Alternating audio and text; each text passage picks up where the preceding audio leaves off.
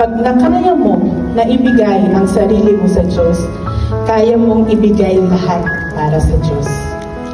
Nabigay mo na ba yung buhay mo kay Lord? Ano po ang mas matimbang, buhay o pera? Buhay. Kasi ang pera, pag yan ay nawala, pwede mo pa yan ulit kitain. Pero pag buhay, nawala na, wala na.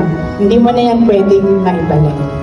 Kaya yung mga tao na all out para kay Lord, hindi na mo problema sa giving. Philippians 4:19 will supply all your needs according to His riches in glory and in Christ Jesus.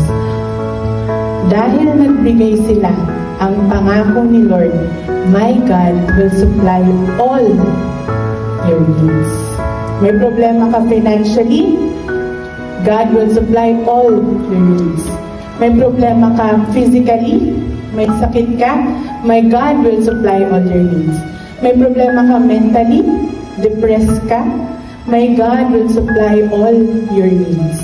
May problema ka emotionally, may problema ka sa relationship mo, my God will supply all your needs.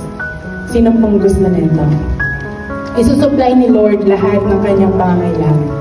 Ito po yung resulta ng mga nagbigay ng mga Macedonian Christians.